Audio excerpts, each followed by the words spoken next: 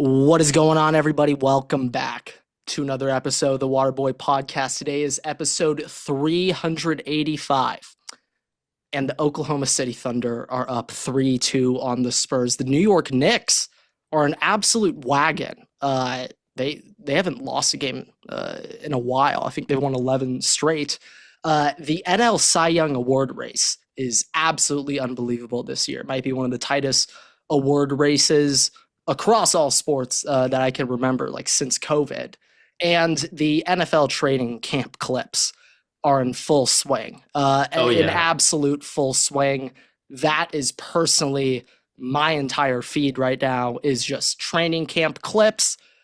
So Everett, where do you want to start off today? We could discuss unethical basketball first.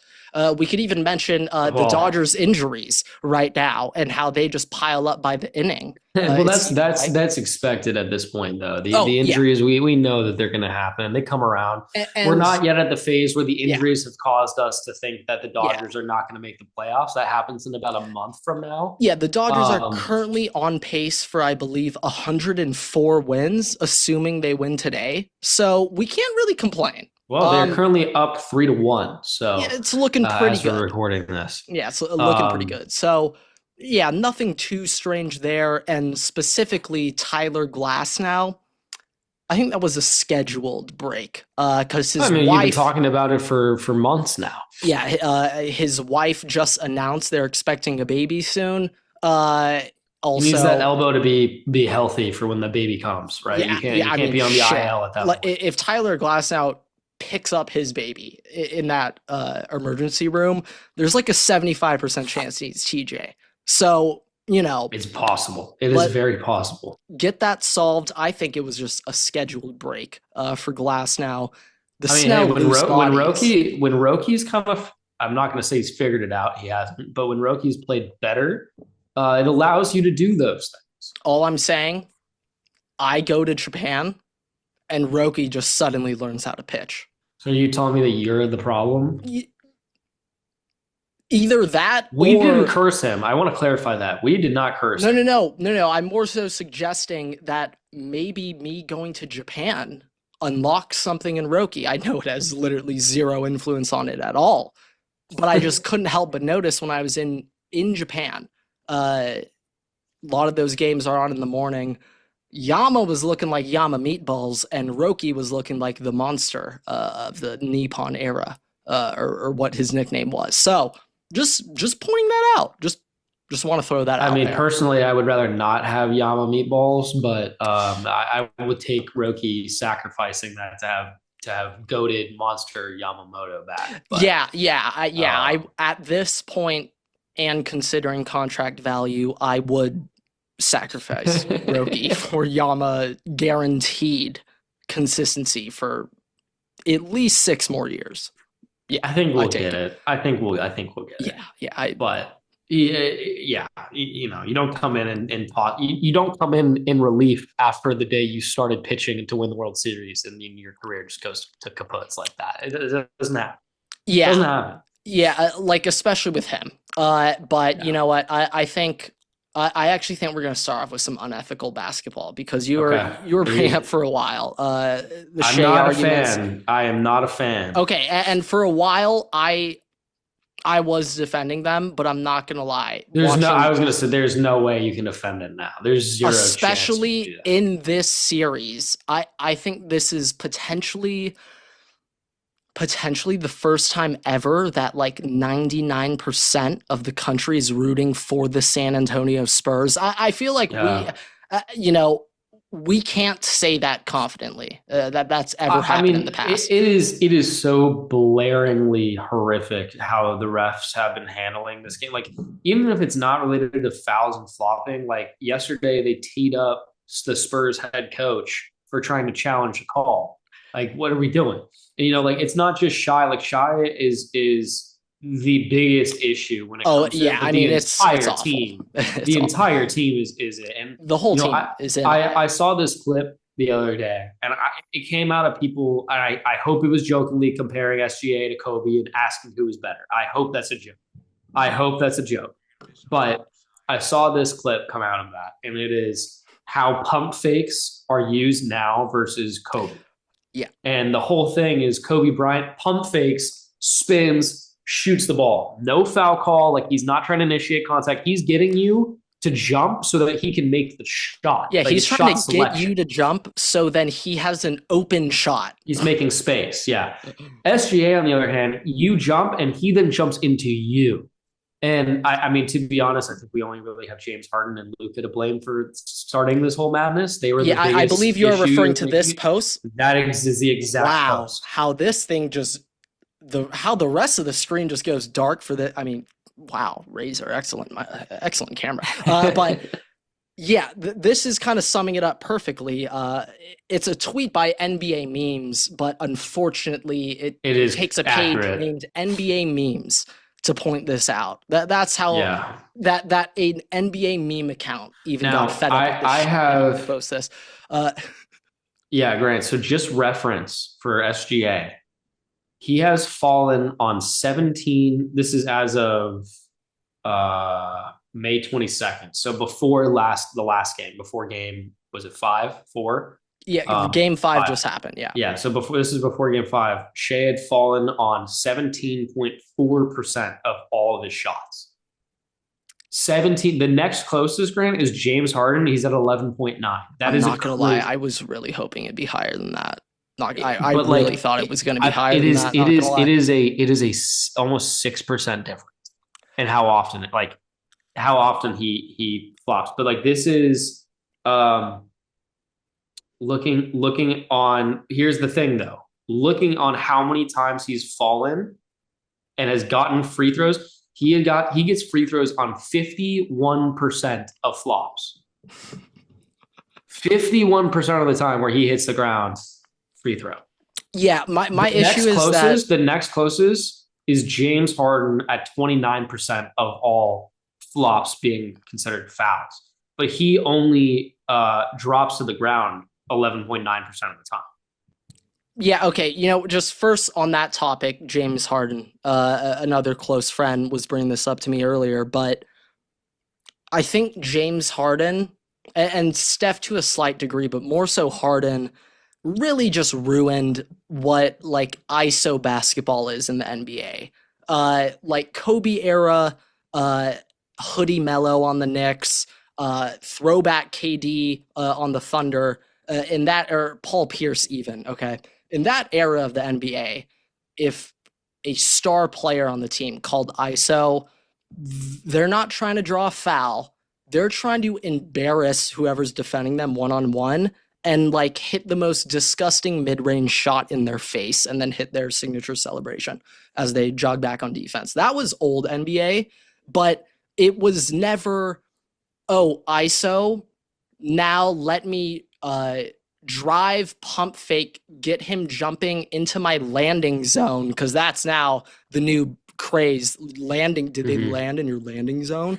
Now it's not trying to score. I blame the refs for this in the NBA because they call it. But like, the analytics team coaches, like you probably do score more points per possession if you try to draw the foul there than if you just shot. So I'm there's sure, so many but like factors. that shouldn't be the way that it works. Yeah, no, I know, but like past that though, Everett, it's just like a pride thing. Does Shea not have shame? I would be shameful. He watching quite literally. things Did you see over. the quote the other day? His quote was, "If they hate me, like they hate, like let my haters hate me." Yeah. So And then somebody quotes you and it's like, "This is going to zero go shame. crazy in elementary school classrooms." Yeah. I mean, like, Platinum hey, numbers. we already slightly saw when we got into high school playing pickup basketball that there's one kid on the court who thinks he's Steph and he's pulling up from the logo, just airballing the entire game. Like that was already slightly ruining youth basketball. But now I saw an AAU tournament of shit. I did see, it was like U6. Juice was on this team. Probably, it was like okay? U6, U7. Yeah, like we're talking Baby Gronk. Okay. Yeah, not even Baby Gronk. Younger than Baby Gronk. Like Baby Gronk Jr. Baby Gronk, like he might be Gronk. like a sophomore in high school now, to be honest. He's probably like, is. Yeah, he's like a freshman. Regardless, though, it's literally trained into these like 7-year-old AAU leagues to flop to get calls. It was also an inbound ball. It wasn't even a shot. It was an inbound ball where I think you're talking about the clip where the guy. The kid. Well, no, the kid. Well, he just tried to push off to create. Yeah, he tried to push off because yes, the kid was in man defense, and he was kind of on top of the kid who was trying to get the inbound ball, and the kid pushed off the defender, and the defender just the kid just flopped on the ground. Yeah, no, I mean, yeah, he straight up hit a Kylian Mbappe. Okay, hit a No Neymar. shame. He hit a Neymar. No shame. Okay. Yeah, but it's a question like, at what point does the NBA decide that this is bad for the product? And at that point, what rule do you implement that changes that? Because right now, like, I don't think that you can call an offensive foul on a flop. You just don't call it. Yeah, you wouldn't call it an offensive foul. But like the thing is, for this to stop, it needs to be an offensive foul. Well, like, for it to stop, it has to be an offensive foul. Throw this in the rule book. But I thought Luka's little like jump into you while he's shooting the three, like from 2 or 3 years ago, I thought that became an offensive foul, like for at least a season. Because I remember everybody was complaining about Luka on the Mavs. I'm pretty sure recently this has just also been a slight of a topic that it can just be an offensive foul. I think though, when Luka was doing all this stuff like 3-4 years ago, like that finals run, he was pump faking and then jumping into you and releasing the ball as he clearly just jumped into you to get the foul bait. And you were like, I think they changed it. So it was supposed to be an offensive foul, but I have no idea what happened to that rule. Yeah, I'm not entirely sure what went down there. Clearly, it doesn't matter. It doesn't exist anymore. Yeah, it doesn't matter. They're still doing it. Yeah, but like there's multiple things wrong with this. But yeah, it's now like an unwatchable product. It's painful to watch.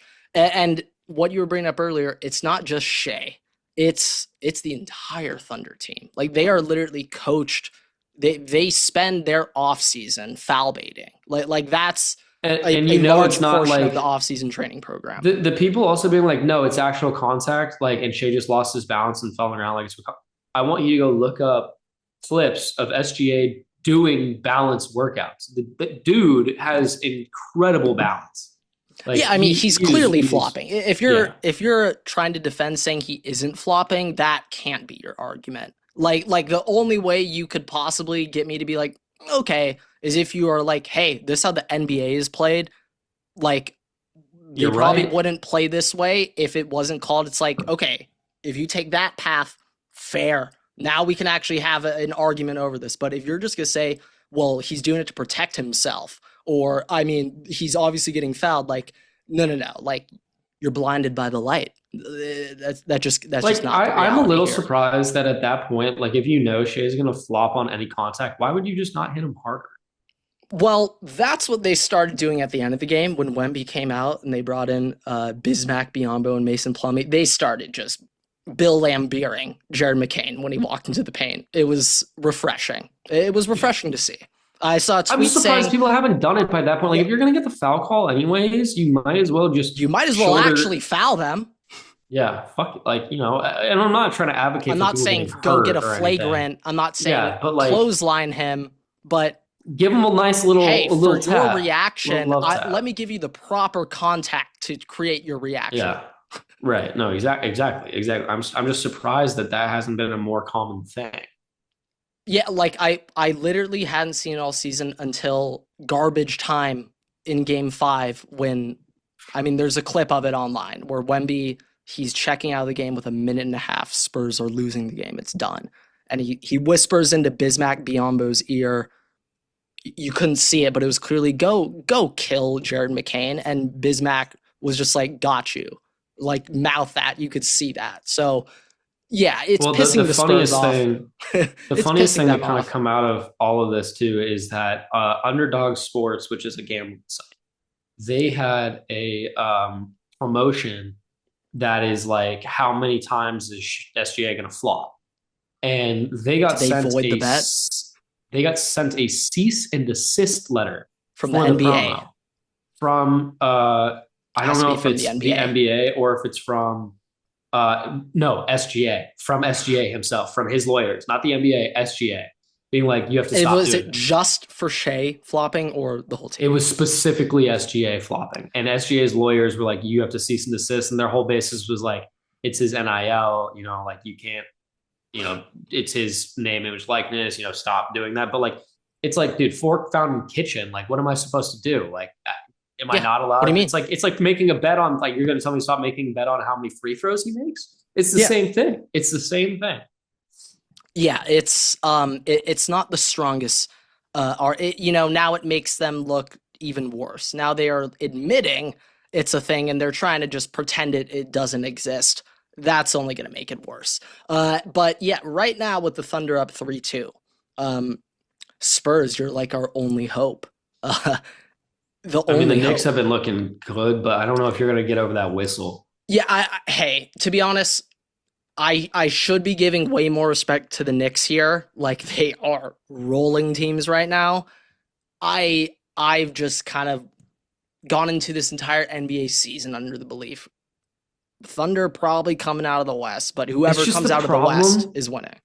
The problem is just that, like, you're rewarding, if you're the NBA, like, for your product, you need to hope that the Thunder lose. Like, I'm surprised that they're allowing this to continue, because if the Thunder win the finals again this year, basketball's always already kind of been ridiculed and considered a joke this year in the playoffs. But like, you can't really recover from that. Like, the image of the whole league is like Yeah, completely and tarnished. to be honest, this is kind of what's crazy to me. Highly influenced by Dynasty Fantasy recently, but like the Thunder essentially did the Dynasty NBA 2K My GM dream. Okay, just ship off everything for all of the picks, and then all the picks hit, and now you have a really young core of top early first round picks, but like that's not the reason they're like the team is excellent, deep as hell.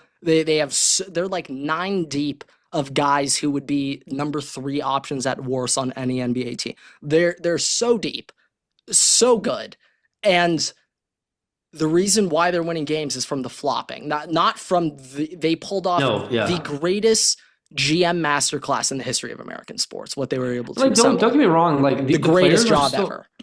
these players on the Thunder. Like, they're still good players. Like, would SGA They're be an good, yeah. MVP if he wasn't flopping? No, he would certainly not be an MVP player. No, no, no. But But would like he be an All Star? Probably. He'd still probably be an All the Star. team's great, like they are so good, just as a whole. Yeah, How talented yeah. they No, are. they work well together. And I But mean, it's the Lou Lou flopping that's getting Dort. them these ups. Lou Dort's the inverse of flopping. He's Torture chamber. He a has run pride. D. He would never. Yeah. It's he would also arguably get like traded off the Thunder if he flopped, because like no, we need you to be our Dylan Brooks on the team. Okay, we need you to be the Draymond. Okay, you cannot be flopping. You have to be the one tough guy, the one hardo on the court. Lou Dort. Right. Yeah. Right. But it's becoming borderline unwatchable. Like Wemby, the Shea's Canadian, but who would have thought the entire country would be rooting for like the biggest right now future Yeah. representation of international dominance in the NBA? In We're the all rooting for him. NBA playoffs alone, which for SGA and the Thunder is 13 games. Shy has attempted 131 free throws. He has made 120. In Grant, he has 13, made so 10 a in game. 13 games, yeah, 120 free throws, 134 free throws attempts. In 13 games, Grant, he has less field goals made than free throws made. He has 120 free throws, 114 field goals, obviously more field goal attempts, but yeah, it's pretty bad. Yeah, it's just bad. But like my biggest issue is that shit, the stat nerds in OKC are like literally telling the coach, who is then telling Shea, like, you better be flopping in the mid range. That's our highest efficiency possession. Yeah, we went over this. When he flops, it's 51% of the time he gets a foul call. Crazy. Why like would you not do that? You should literally flop on every single play. time. Obviously, that's not how it actually works in reality, because if there's no contact, where you can just hit the ground. But And there's times where it seems like he does that. But like, what kind of pissed me off though is like he's extremely talented. He could not necessarily snap your ankles, but casually create open looks for himself at will. can casually do it, but shit, 20% of the time, 17.1% of the time, he is going for the foul. It's the easy way out, and like when Yes. you have an easy Yes. option, like some people do take it, and I do think at the end of the day, like it will be He's a turn. checking down on 3rd and 6. Like you're gonna have kids. I don't know where SGA's career is gonna go, but like you're gonna have kids in like 10 years be like putting him in debates, and in the debates you're gonna be like, well, SGA flopped on everything, like his free throws. Oh yeah, and I'll be leading those debates. Exactly, but I'm talking about like you have the elementary school lunch debates, like them debates. And those That's matter. what I'm talking about. Those are shape lifelong minds. imprints on you. Yeah, Okay. that determines who you're friends with for life. Yeah, that was the first take of those elementary school lunches. That was the first Waterboy podcast, right? Quite literally, ton of guests back then. Ton of guests. Back in the day at the table. But yeah, I mean, it is ridiculous. I'm currently seeing a clip where Shea's preparing to fall down as the guy approaches Yeah, him. He's backing up into it. Yeah, I mean, it's it's just absurd. It's ridiculous. Like, this series should be way more about Wemby and Chet's beef. No, it's all Shea flopping. That's what we all care about here. So yeah, got to fix that. And to end off the NBA, Knicks wagon. Damn, wagon. Yeah. Shit. I mean, all right. Yeah, I'd say right now, 4-2 Thunder in the finals. I think the Knicks can get 2. I'm gonna say 4-3 Knicks. For the sanctity of everybody. Going to 7. Oh, winning in OKC in 7. For the well-being of the NBA as a whole, I have faith in the Knicks. I thank you. Somebody So on this podcast had to someone one of us had to do it. Had to do it.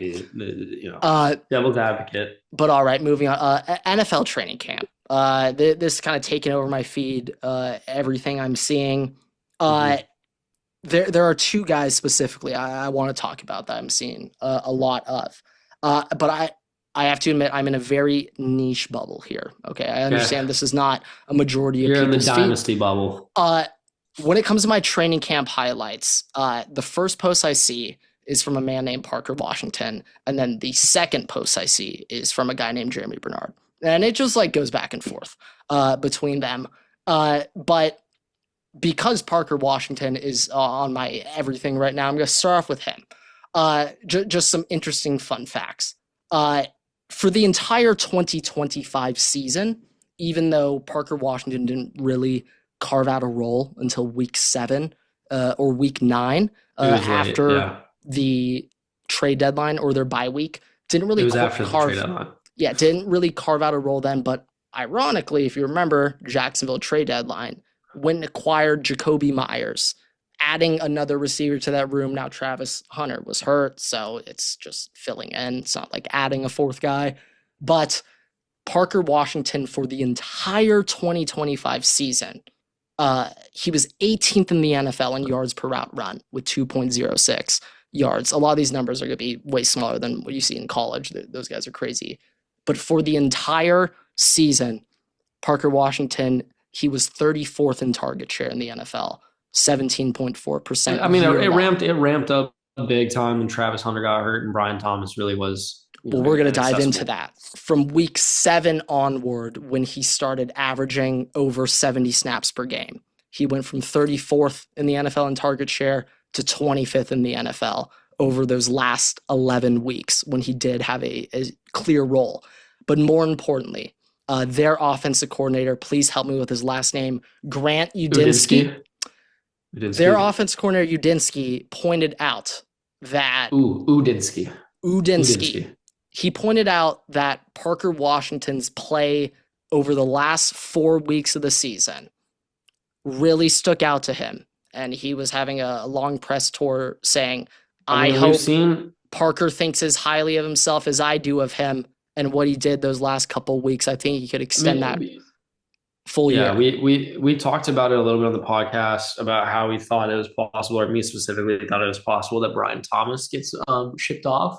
And I've seen some reports, in the past week or 2 about maybe a potential interest in Brian Thomas being shipped off somewhere. Like there's been people calling and asking.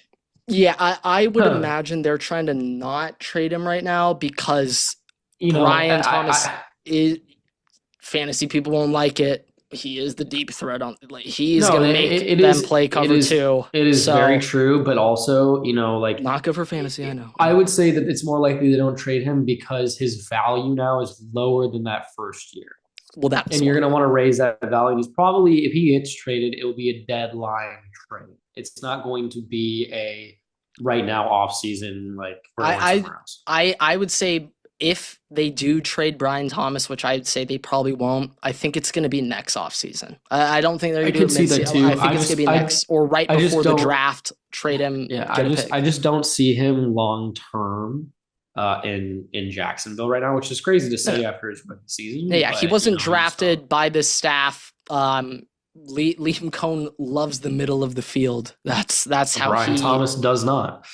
Brian Thomas does not love the middle of the field, but Parker Washington does, and that was slightly on display last 4 weeks of the year, where Parker Washington went from 25th in the NFL in target share week 7 onward to 7th in the NFL in target share last 4 weeks of the year, earning a 28.2% target share. So he became T-Law's favorite weapon, both in those last weeks and in the wild card round. So I mean, if you remember that Jacksonville Buffalo playoff game, Everett, I mean, probably the best playoff game of the Oh entire. yeah, That game was nuts, and Parker Washington was T-Law's go-to guy in that game. But yeah, over his last 4 weeks, Parker Washington, 145 in a tubby, 8 catches, 115 yards, 5 catches, 87 yards in a tubby, and then 7 catches, 107 yards in a tubby in the wild card game. But 10, 10, 9, 12. Those were his targets last 4 games. Parker Washington hype, it might be very well deserved, both from the production uptick at the end of the year and Liam Cohn thrown over the middle field. And Travis yeah, no, Hunter, I mean, we don't know. Cohen has said that he's still playing wide receiver. I think that that's true. I just think it's going to be a massive decrease in snaps. Yeah, You know, like we I think said it's going to when he be got just drafted, enough. packages I think it's going in to the be just slot. To enough. be honest, Yeah, I think it's going to be just enough though, where you could do it where he's on the field for both runs and passes, so it's not just blatantly oh, he can. obvious. Well, Well, I'm saying like he's oh going yeah, to you're saying block. Like on offense. he will be blocking in Yeah, some offenses because you I can't was gonna just have say the player I have in no there. idea how good he is at blocking, but Travis Hunter likes to tackle.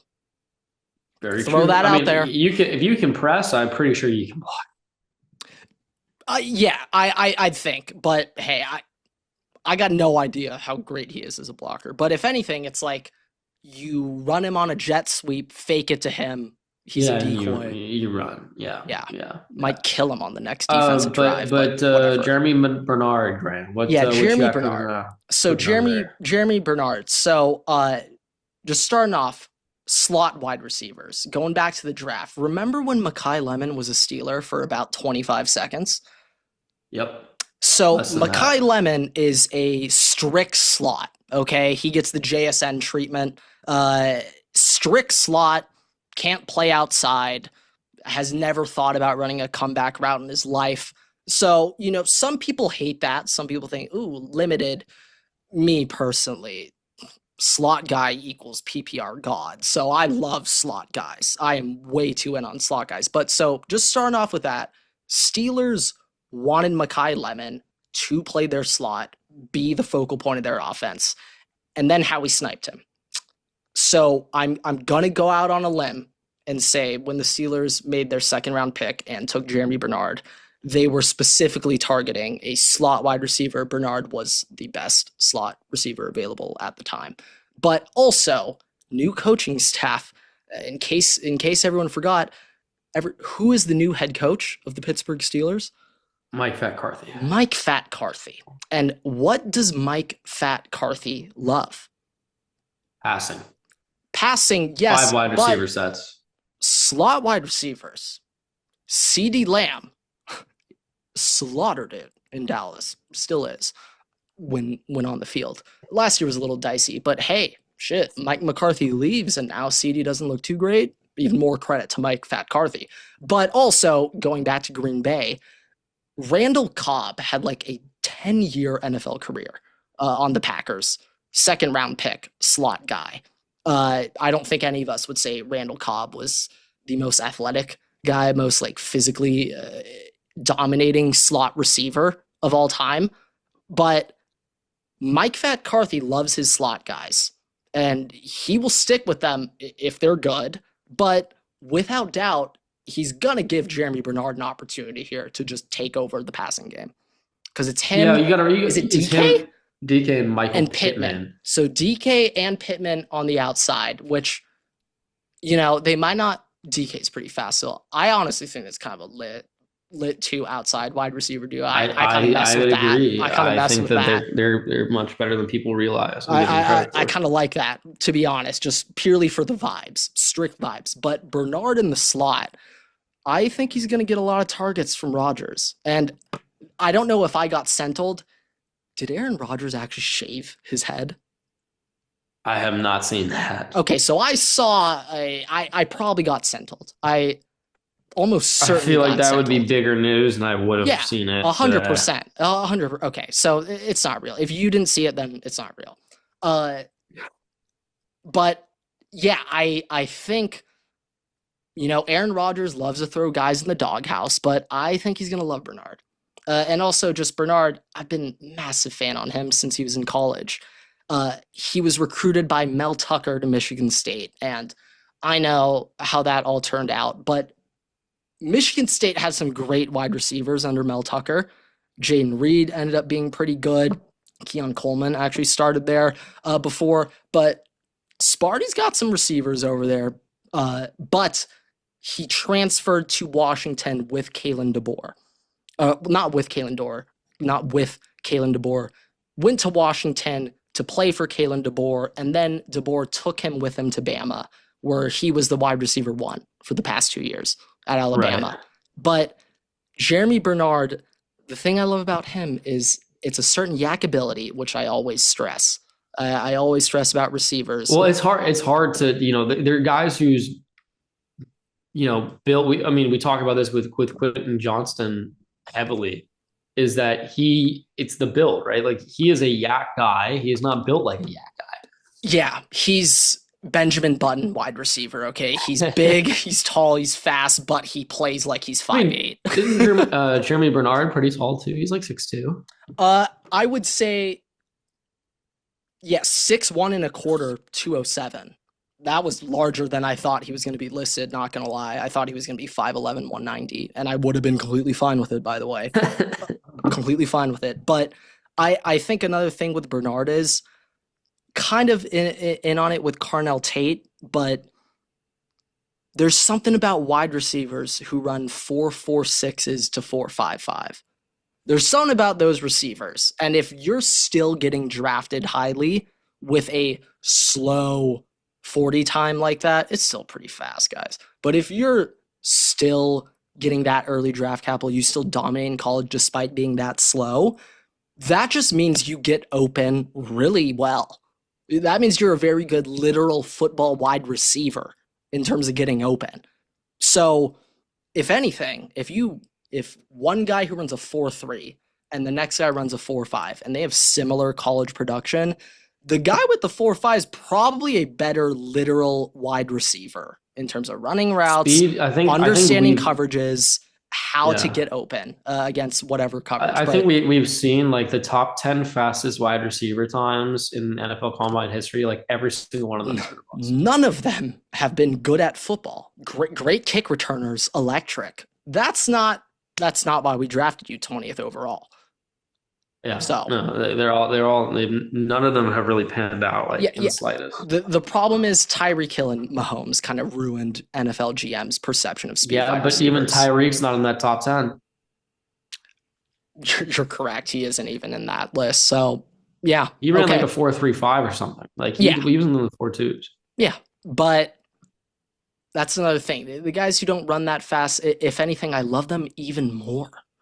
And Bernard's if you're running like 4.4s to 4.5, like 4.5s is a little bit more tough, but like late 4.3s, 4.4s, yeah, that's a guy that I'm like,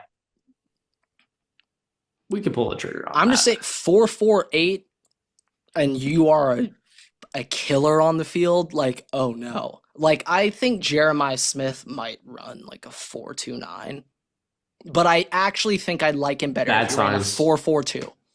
Four I four like five him on even the better. dot. Give me a 4.45 on the dot, and I like If it. he was just all fours, 4.44 on the dot, oh, so, take him number one. Take him over Arch.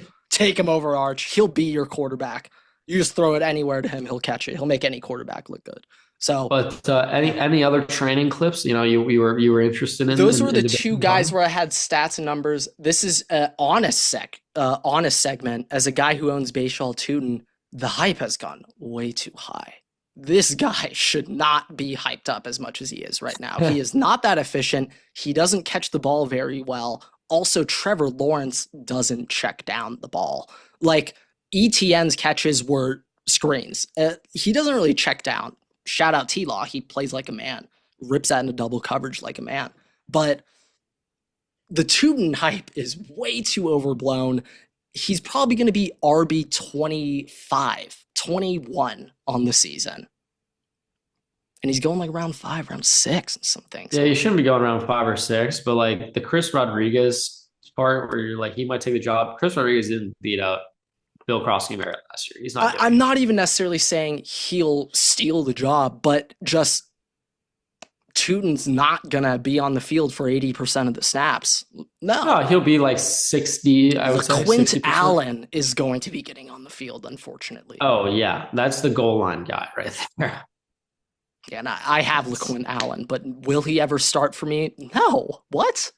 that's a What? spot injury That's start when Tootin gets crazy. hurt. Asinine for me to start him, but okay. Enough about that. Nobody cares. All right, you got any training camp? Well, actually, I have one thing for you. Okay. What are your thoughts on the Kyler JJ fiasco today?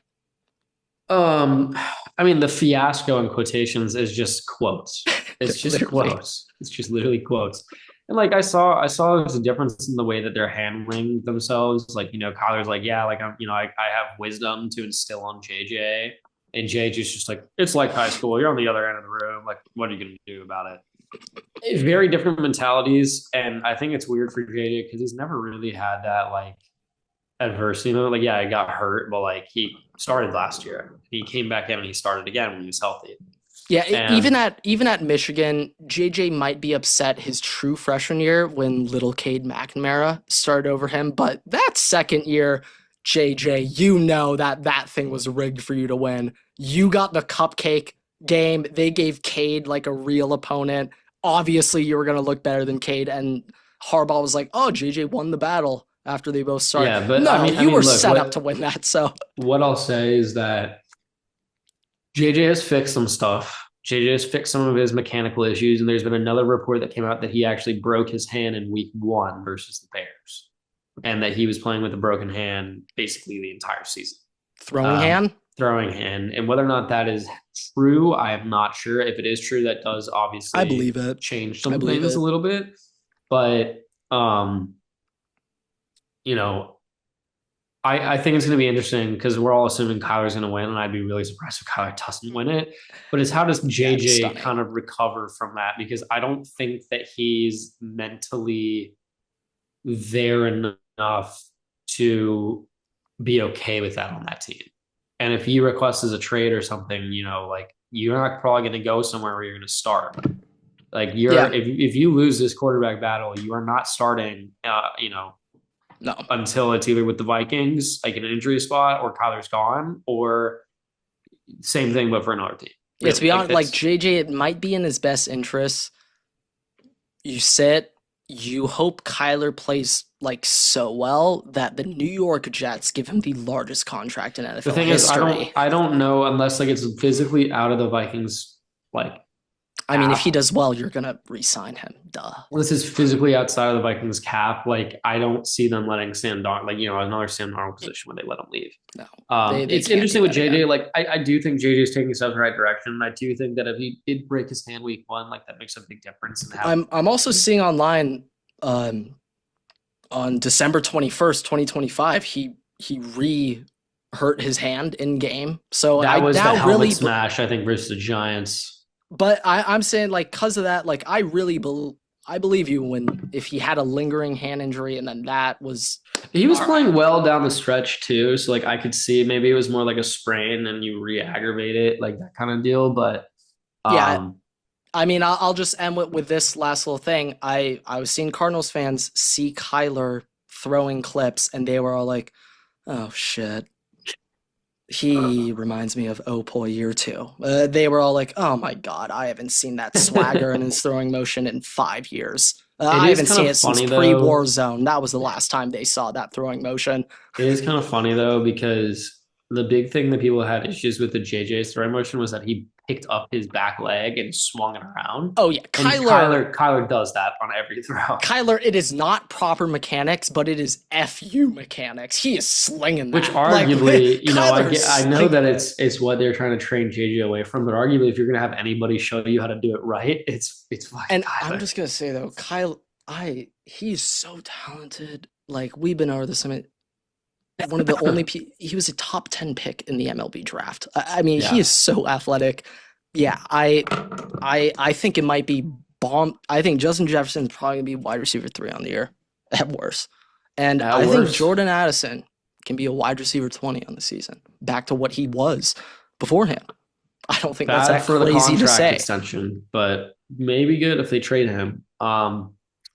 Yeah, I mean, you want to wrap it with anything MLB related? I know it's going to be a shorter episode, but unfortunately, the Water Boys have had some. Yeah, I will just say the Dodgers, one of our top prospects, Kendall George, he potentially had the worst possible way to get hurt in game. I'm not sure if you saw this one, Everett, but he injured his left knee while avoiding the Tulsa Drillers bat boy, who Oh, happens to be a bat dog. I saw something about the bat dog being suspended. Yeah, so he's making like a Shea Gilgis Euro step into the lane to get out of the way for this bat dog and hurts his knee. Now, good news, it's not serious. I don't even know if he's going to hit the DL, but hey, he's missing a series or two from this bat dog. So, Everett, with Yeah, that news, I personally demand that if the Tulsa Drillers ever want to employ a bat dog as a Dodger minor league affiliate ever again, there's only one dog on earth that is allowed to do it. Everett, can you take a guess who I would suggest for the only dog possible to be the Tulsa Drillers bat dog is? a lot of dog options. My first thought was Clifford, the big red dog, but That may be an issue getting him in and out of the dugout in a timely manner, but the only dog on earth that I would allow to be that Tulsa Drillers bat dog is Decoy, Shohei's dog. yeah, very That is fair. the most well-behaved dog in a crowd I've ever seen in my life. The fact that that dog didn't piss on the field, to this day, I'm impressed. I Because think he did that, poop in the outfield though. well, not Decoy. No, I think it was decoy, but it was an off day. Like Doesn't they were count. just running Doesn't around count. the Doesn't outfield and count. pooped Does in the to outfield. him it's just a meadow if there's no one there. But the fact that Decoy didn't piss in front of that crowd, he's the only person allowed to be the bat dog. Sorry, Very the only fair. dog. The only The only dog allowed to be dog, the not bat dog. the only dog allowed to be the bat dog is Decoy. But yeah, Yeah. With that, we're gonna wrap up here. So thank you guys so much for watching, listening, raise 5 stars. You can follow us on Spotify, YouTube, Twitter, and on TikTok at Waterboy Paul. You can follow me around on Twitter at Everett6 and at Waterboy Graham. We post episodes every week on YouTube and all podcast platforms. Make sure to subscribe to notifications so you miss another episode. We also post exclusive content on Instagram and TikTok as well. So make sure to check us out there. So if there's anything else, with that, we'll see you guys in the next episode. Waterboys out.